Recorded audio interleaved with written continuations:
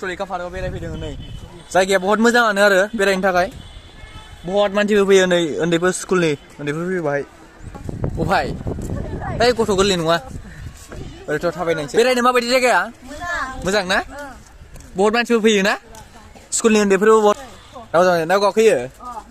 दासो फट' लागोन फट'आ दानो मोजां लाखानांगोन नङाबा क्लियार फैनाय नङा खुसि मोनदों दासो दिनै फैनो मोननानै बेरायनो गोब्राबबाय थाग्राया बेरायनो मोनबासो गोजोनो आङो बेरायनो मोनबासो गोजोनो देवानि मानि दिनै फैयाबाथाय गाबगौमोन आं मिथिगौ ना गाबगौमोननो दिनै फैयाबाथाय आरो सोरबा सेंग्राफोरजों थांफागौमोन आङो थांहोआ माथो गाखोलाय आंखौ बेखौ फै गाखोलाय आंखौ नैबेहाय औ गाखोनो लुगैदों आंबो गाखो दे थ' जा गाखोनोसैलाय बैहाय बोरै अबेजोंनिफ्राय टिकेट काउन्टारालाय अबेजोंथो ओइ सेकेन्दां र' ओरै गिदिंलांसै ना बारे गोदोहाय उन्दैयाव खेनसे गाखोनो मोननायल' बिदियाव आङो आं गाखोनो मोनफेराखै गाखोगोन दिनै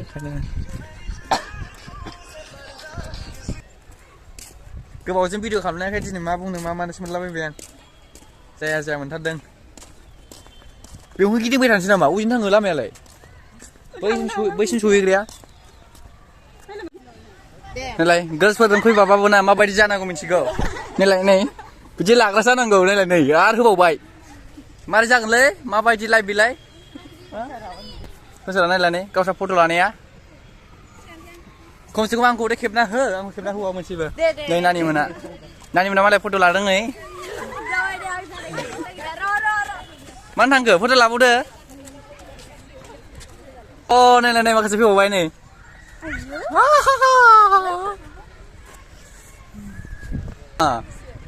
स्टोलिका जी हेलो ये मेरा पार्क है इनका नाम का है जो इनका नाम है उसका नाम भी बनाया हुआ है ठीक है कैसे सी है तो मतलब जैसे कि ये भी है एक इतिहास ही है इतिहास का चीज ही है पूरा है ना मेरा चश्मा कहाँ गया चश्मा देखिए जा मेरा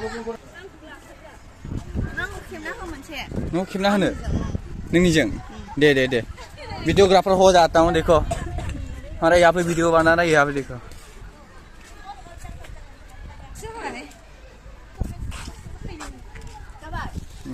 दहायनिफ्रायनो सोरनिबा गस्ला लाना होनांनाय सोरनिबा फट' खेबना होनांनाय आरो मोनसे फट'आनो गैया दासिमबो नायलाय आं फट' खेबना नायबाथाय बिसोर आंखौ बेबायदि टाइमाव ना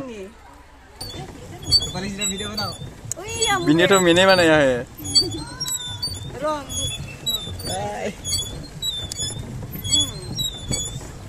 हमको ना ठीक है उधर पहले जाएगा उसके बाद इधर आएंगे उधर घूमेंगे नहीं मिल जाता है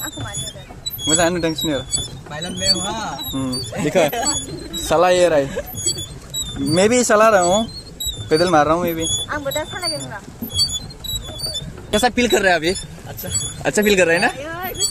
अगर आप नहीं आता तो क्या फील करता अगर मैं वीडियो दिखा देता फोटो दिखा देता तो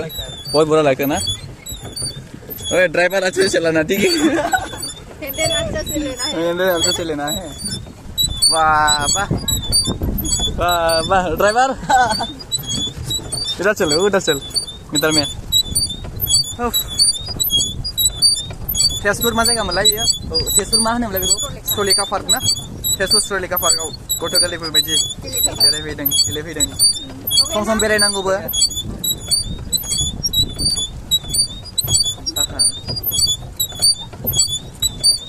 हैंडल देखो